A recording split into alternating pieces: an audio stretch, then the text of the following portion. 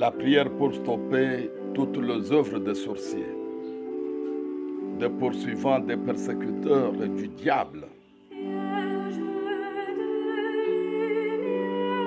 Tenez-vous debout, nous allons prier pour stopper toutes les œuvres des sorciers. Tenez-vous debout.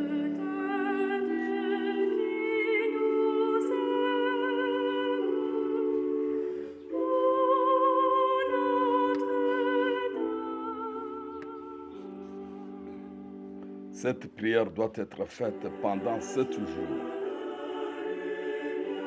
de préférence entre 1h du matin et 5h du matin. Il est écrit selon le psaume 34, verset 19-21,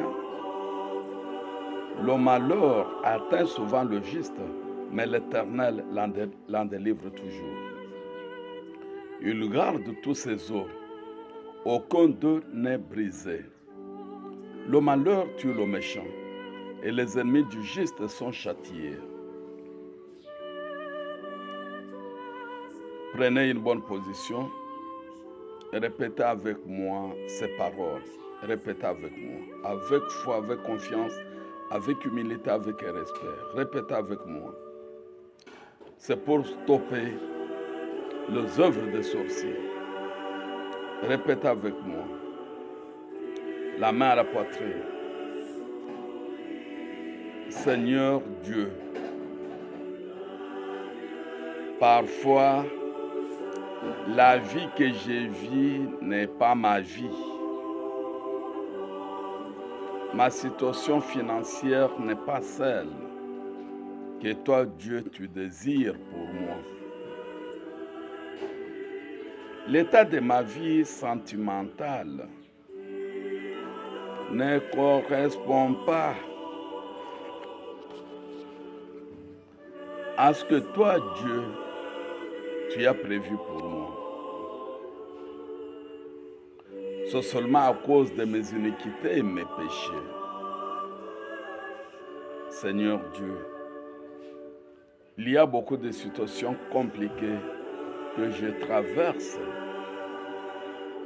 qui ne sont en réalité que le résultat d'influences sorcellériques et démoniaques. La bonne nouvelle, c'est que toi, Dieu, tu m'as donné le pouvoir de les anéantir. Au nom puissant de Jésus-Christ.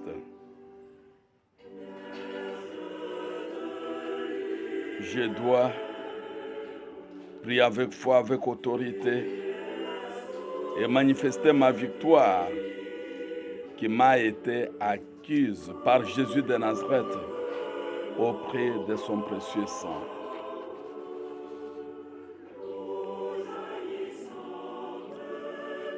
À une époque, je pensais que j'avais fait un mauvais mariage, un mauvais choix.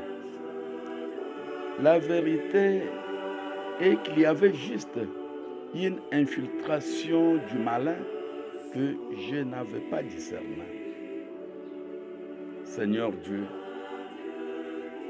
je sais que nous sommes nombreux, ma famille et moi, à penser que nous avons une mauvaise vie, une destinée mal tracée. Mais Seigneur Dieu, tu me rassures. Nous n'avons pas raté notre vie. Nous sommes tout simplement en train de nous faire subtiliser par Satan. Celui dont la Bible dit qu'il ne vient que pour voler, égorger, détruire, selon Jean chapitre 10, verset 10. Le voleur ne vient que pour dérober, égorger, détruire. Moi, je suis venu afin que les brebis aient la vie et qu'elles soient dans l'abondance. Seigneur Dieu, dans le passage de Jérémie, chapitre 29, verset 11. Même dans Deutéronome, chapitre 28, verset 1 à 13. Même Ésaïe, chapitre 62, verset 1 à 12. Mon Seigneur Dieu, tu nous promets l'abondance. Cette promesse est encore réitérée dans plusieurs versets bibliques. Jérémie chapitre 29, verset 11. Car je connais les projets que j'ai formés pour vous, dit l'Éternel. Projets de paix et non de malheur,